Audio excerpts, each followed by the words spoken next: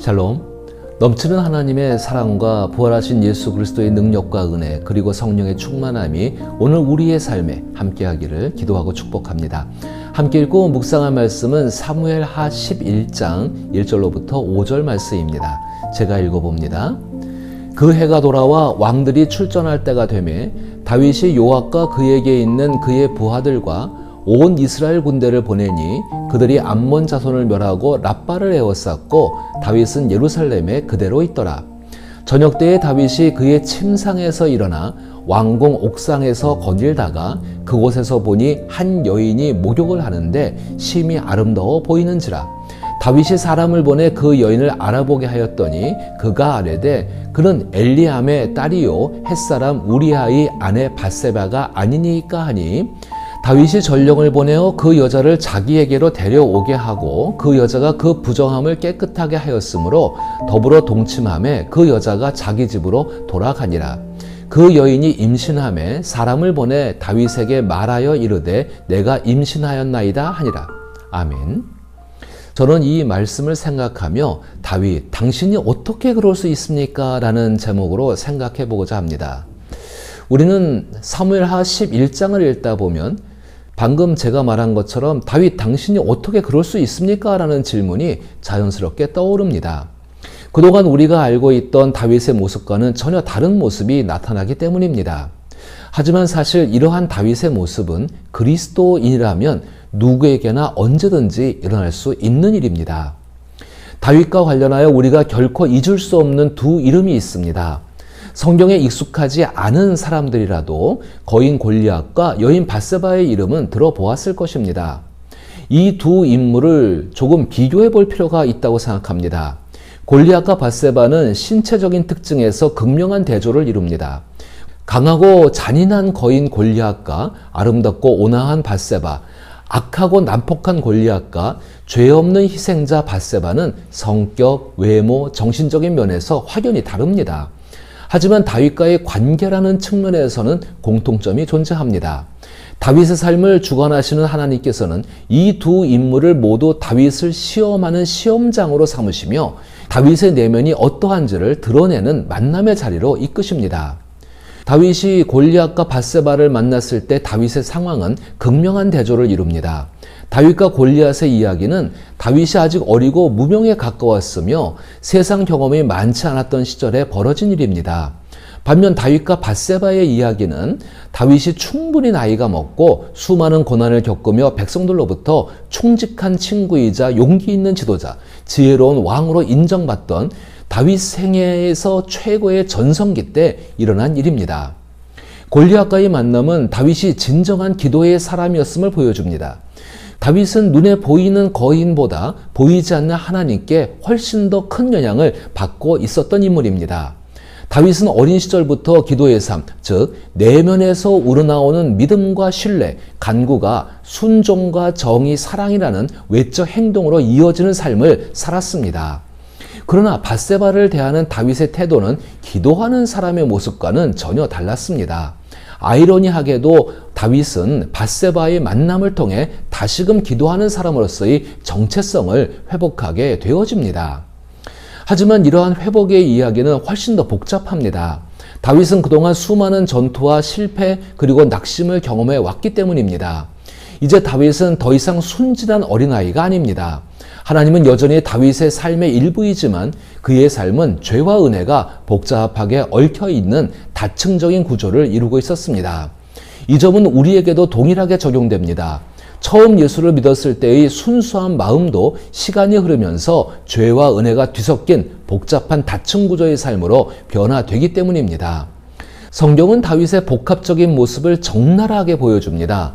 당시 다윗은 왕으로서의 지위를 확고히 한 상태였고 주변 부족과 싸워 전리품을 얻는 것이 당시의 군대 관습이었음에도 불구하고 다윗은 전쟁에 나가지 않고 뒤에 머물렀습니다.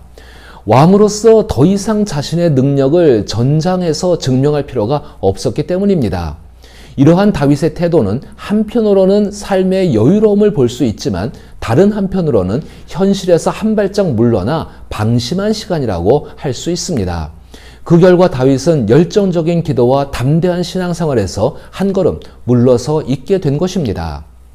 어느 날 오후 다윗은 늦게 일어났습니다. 그리고 다윗은 근처 집의 안뜰이 내려다 보이는 궁전 옥상을 거닐다가 우연히 한 여인이 목욕하는 모습을 보게 되었습니다. 그녀는 매우 아름다웠습니다. 다윗은 그녀를 데려오게 해서 잠자리를 가졌고 그 후에는 마치 아무 일도 없었던 듯 그녀를 물건을 버리듯 돌려보냈습니다. 그녀의 이름은 밧세바였고 남편 우리아는 그때 전쟁터에 나가 있었습니다. 한 달쯤 지났을 때 밧세바는 자신이 임신했다는 사실을 알고 다윗에게 사람을 보내 그 소식을 전했습니다. 이후의 이야기는 사무엘하 11장을 참고해서 말씀드립니다. 다윗은 이러한 문제를 다루는데 점점 능숙능란해져 있었습니다. 다윗은 우리아를 전쟁터에서 불러들여 한 달간의 휴가를 주어 문제를 해결하려 했습니다. 다윗은 우리아가 집에 돌아가 아내와 함께 지내면 앞으로 태어날 아이가 자연스럽게 우리아의 자식으로 여겨질 것이라고 생각한 것입니다. 그러나 충직한 군인이었던 우리아는 동료들이 전쟁터에서 고군분투하는 상황에서 아내와 편안한 시간을 보내는 것이 마음에 내키지 않았습니다. 그래서 우리아는 궁전 문간방에서 잠을 잤습니다.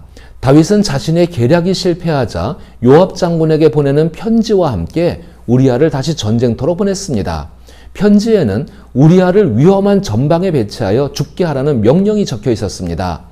요압은 이 음모를 내심 반기며 지시대로 실행했습니다.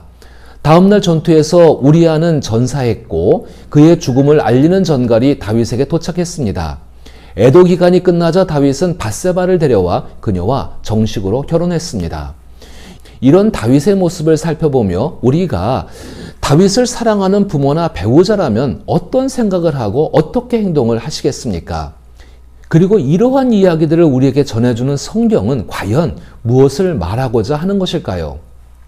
사무엘하 11장에서 묘사된 다윗의 죄를 짓는 모습을 보며 우리는 자연스럽게 다윗이 어떻게 이런 죄를 저지를 수 있을까라는 생각을 품게 됩니다. 쉽게 생각하면 순간적인 욕망의 발현이 결국에는 극악한 살인에 이르기까지 점점 심화된 것이라고 생각할 수 있습니다. 그런데 다윗이 어떻게 그렇게 큰 죄를 범하게 되었는지 살펴보면 대부분의 죄가 그렇듯 다윗의 죄도 은밀하고 점진적인 과정을 거쳐 이루어졌음을 알 수가 있습니다. 사무엘하 11장은 그동안 훌륭했던 다윗이 죄로 인해 비참해지는 모습만을 담고 있지는 않습니다.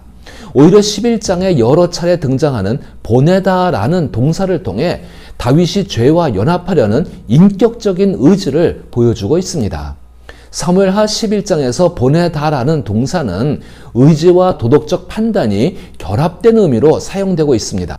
이 단어에는 보내는 사람이 자신의 권력을, 자신의 목적을 이루기 위해서 비인격적인 방법으로 행사하는 모습이 드러나 있습니다. 구체적으로 살펴보면 사랑하고 순종하던 다윗이 교활하고 잔인한 인물로 변해가는 과정임을 보내다라는 단어를 통하여서 확인해 볼 수가 있다는 것입니다. 보내다라는 단어가 반복적으로 사용되는 것을 살펴보면 다윗은 처음에는 애정을 가지고 남의 말을 귀 기울이며 사람들과 친밀한 관계를 맺었으나 점차 사람들과의 관계를 끊고 그들 위에 군림하며 명령하고 권력을 휘두르는 인물로 변모하고 있었습니다.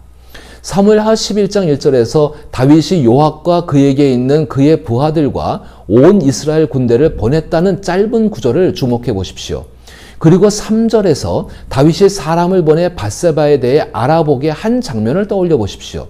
이어서 4절에서 다윗이 전령을 보내 밧세바를 데려오게 한 상황도 생각해 보시기 바랍니다. 이처럼 점차 사람을 보내는 행위가 반복되면서 다윗의 의지가 점점 강해지고 있음을 알 수 있습니다.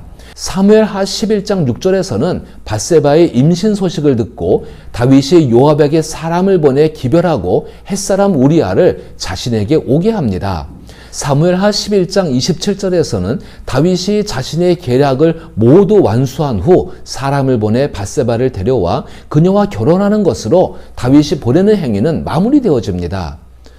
어떤 목적을 가지고 누군가를 보낸다는 것은 주권적인 의지가 담긴 행위입니다.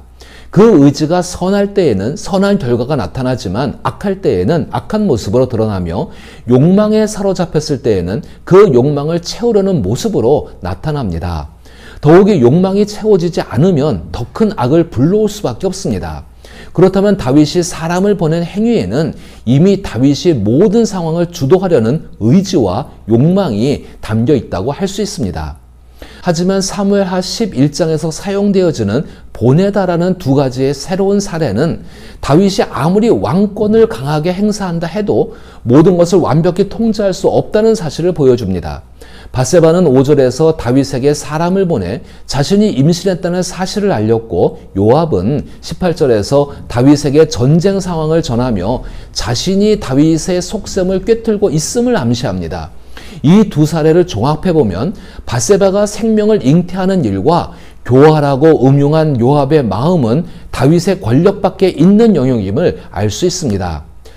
죽음은 인간 다윗의 권력과 의지대로 할 수 있었지만 생명이 창조되는 일과 다른 이의 마음은 다윗 마음대로 할 수 없는 영역 속에 있는 것이라는 것입니다. 사무엘하 12장은 사람이 어떻게 할 수 없는 영역을 통치하시는 왕을 드러내기 위해 사무엘하 11장에 불쾌한 이야기를 하고 있는 것입니다. 다윗의 지배력이 미치지 않는 영역은 사무엘하 12장 1절에서 여호와께서 나단을 다윗에게 보내시니라는 구절을 통해 명확히 드러납니다. 다윗의 모든 권력과 행위가 멈추게 된 것입니다. 아무리 다윗이 왕이라 할지라도 하나님의 주권 앞에서는 어쩔 수 없는 한계가 있다는 것입니다. 사람들의 삶을 주관하던 다윗의 탈선은 바로 이 지점에서 끝을 맺습니다. 왜냐하면 진정한 주권자는 오직 하나님이시기 때문인 것입니다. 사무엘하 11장에 나오는 다윗과 밧세바의 이야기는 여러 세기에 걸쳐 다양한 형태로 변형되었지만 이 이야기가 다윗의 죄를 다루고 있다는 점은 분명합니다. 즉 우리는 성경을 통해 하나님의 통치를 보여주는 왕 다윗의 범죄 이야기를 접하고 있는 것입니다. 사실 범죄 이야기는 어떤 스토리를 담고 있든 대체로 비슷한 내용을 가지고 있습니다. 모든 죄는 결국 스스로 신이 되려 하거나 자신의 삶을 마음대로 조종하려 하며 타인의 삶을 지배하려는 욕망에서 비롯된 여러 형태일 뿐입니다. 이러한 방법들이 한정적이기 때문에 범죄의 발생과 이야기를 접하는 사람은 누구나 쉽게 나도 그럴 수 있다는 생각을 하게 됩니다. 따라서 사무엘하 11장에 등장하는 다윗의 이야기를 통해 실제든 상상이든 자신의 모습을 발견하는 것은 결코 놀라운 일이 아닙니다. 우리 모두가 죄인이라는 사실 때문입니다. 당신은 죄인입니다 라는 말에 대해 신앙인들은 어느 정도 수긍하는 반면 대부분의 사람들은 내가 왜 죄인인가, 죄인이라는 증거를 대보라는 반문을 하게 됩니다. 이런 상황에서 많은 그리스도인들은 겉으로 드러나는 죄의 증거가 없더라도 마음과 생각에서 짓는 죄도 죄가 될 수 있다는 점을 설명하며 자신이 죄인임을 받아들이도록 권면합니다. 그러나 저는 이런 경우에 예수님의 말씀을 인용하는 것이 더 효과적이라고 생각합니다. 예수님께서는 이 땅에 오신 목적이 건강한 사람에게는 의원이 쓸데없듯 의인을 부르러 오신 것이 아니라 죄인을 부르러 오신 것이라고 분명히 말씀하였습니다. 따라서 누구나 내가 왜 죄인인가 라고 항의할 때 하나님께서 보내신 예수님의 이 말씀을 전하는 것이 훨씬 더 복음적이고 설득력 있는 방법일 것입니다. 죄의 구체적인 내용은 다를 수 있지만 우리는 계속해서 죄를 짓고 있는 현실에 놓여 있습니다. 사실 다윗과 우리 사이에는 큰 차이가 없습니다. 자신이 다윗과 같은 하나님께서 보내신 예수가 자신이 다윗과 같은 하나님께서 보내신 예수가 필요한 죄인임을 인정하는 순간 비로소 진정한 놀라움을 경험할 준비가 되는 것입니다. 우리는 죄 가운데 살고 죄를 지니고 있지만 그 죄로부터 솟아나는 복음을 받아들이고 붙들 수 있습니다. 예수님께서는 요한복음 8장 10절과 11절에서 가늠하다 잡혀온 여인, 즉 정죄받고 있는 여인에게 죄 없는 자가 먼저 이 여인을 돌로 치라라고 말씀하신 후 다음과 같이 말씀하였습니다. 예수께서 일어나사 여자 외에 아무도 없는 것을 보시고 이르시되 여자여 너를 고발하던 그들이 어디 있느냐, 너를 정죄하는 자가 없느냐. 대답하되 주여 없나이다. 예수께서 이르시되 나도 너를 정죄하지 아니하노니 가서 다시는 죄를 범하지 말라 하시니라. 분명히 복음은 죄를 가지고 우리를 정죄하지 않습니다. 모든 죄는 그리스도 예수께서 이미 감당하셨기 때문입니다. 그러나 복음이 우리에게 요구하는 것은 죄 가운데 드러난 복음을 붙들고 살아가는 삶입니다. 그 삶 속에서 죄를 경계하는 것은 물론이고 복음으로 인해 죄 가운데 있는 사람들을 예수 앞에 세워 건강하게 할 수 있다는 것입니다. 그러기 위해서는 성경이 다윗의 죄를 지적하는 것처럼 우리도 우리의 죄를 인정해야 합니다. 그래야 비로소 복음이 우리 안에서 죄로부터 정죄함 없는 자유를 얻는 참된 그리스도인의 기쁨을 가져다 줄 수 있습니다.